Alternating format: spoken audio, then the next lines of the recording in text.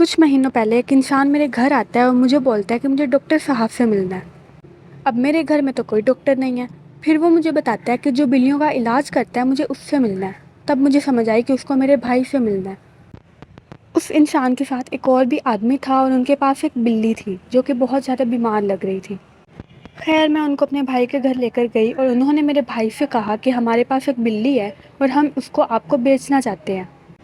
اور انہوں نے یہ بھی بتایا کہ یہ بلی ہم نے اپنے بچوں کی شوق کے لیے لی تھی لیکن ابھی یہ بیمار ہو گئی ہے، اس لیے آپ یہ ہم سے خرید لیں۔ میرے بھائی نے تو منع کر دیا کہ میں نہیں خریدوں گا، اور پھر وہ لوگ کہتے ہیں ٹھیک ہے آپ اس کو اپنے پاس رکھ لیں، جب یہ ٹھیک ہو جائے گی تو آپ اس کو ہمیں واپس کر دیجیے گا۔ اب مجھے تو یہی لگا تھا کہ اس کو فیور ہوگا یا کوئی بھی انفیکشن ہوگا، لیکن بات میری سوچ سے بہت آگے تھی۔ اب ان دنوں میرے بھائی کی تھوڑی سی طبیعت خراب تھی، لیکن اس کے باوجود وہ اس کو ڈاکٹر کے پاس لے کر گیا، اور راستے میں میرے بھائی کی طبیعت زیادہ خراب ہو گئی جس کی وجہ سے وہ واپس آ گیا اور اس کو ڈاکٹر کے پاس نہیں لے کر جا سکا۔ تو میرا بھائی گھر واپس آیا اور اس نے مجھے بلایا اور اس نے مجھے بولا کہ تم شام کو اس کو ڈاکٹر کے پاس لے کر چلی جاؤ، کیونکہ اس کی حالت بہت زیادہ خراب لگ رہی تھی۔ جب میں نے بھائی سے پوچھا کہ اس کو کیا ہو گیا ہے تو اس نے مجھے دکھایا کہ اس کی جو چاروں ٹانگیں تھیں نا وہ چاروں جلی ہوئی تھی، یعنی کہ اوپر سے جو ماंس ہوتا ہے نا انسان کا وہ سارا اس کا جلا ہوا تھا، سارا اترا ہوا تھا، اور جو اس کی ہڈیاں تھیں نا چاروں ٹانگوں کی وہ کلیئرلی نظر آ رہی تھی۔ اور وہ لوگ اتنے جاہل قسم کے لوگ تھے کہ دیکھ رہے ہیں کہ بلی کی حالت اتنی زیادہ سیریس ہے اور وہ اس کو بیچنے کے لیے آ گئے ہیں۔ مطلب سیریسلی اتنے گھٹیا لوگ بھی اس دنیا میں پائے جاتے ہیں۔ خیر میں نے بولا ٹھیک ہے، میں اس بلی کو اٹھا کر اپنے گھر لے کر آئی، اور 4 بجے کلینک اوپن ہوتا تھا ڈاکٹر کا، اور میں نے کہا ٹھیک ہے میں 4 بجے کے بعد اس کو لے کر چلی جاؤں گی ڈاکٹر کے پاس۔ جیسے ہی ٹائم ہوا میں نے اس کو اٹھایا اور میں اس کو ڈاکٹر کے پاس لے کر چلی گئی چیک اپ کے لیے، اور جب میں اس کو ڈاکٹر کے پاس لے کر گئی تو میں حیران ہو گئی۔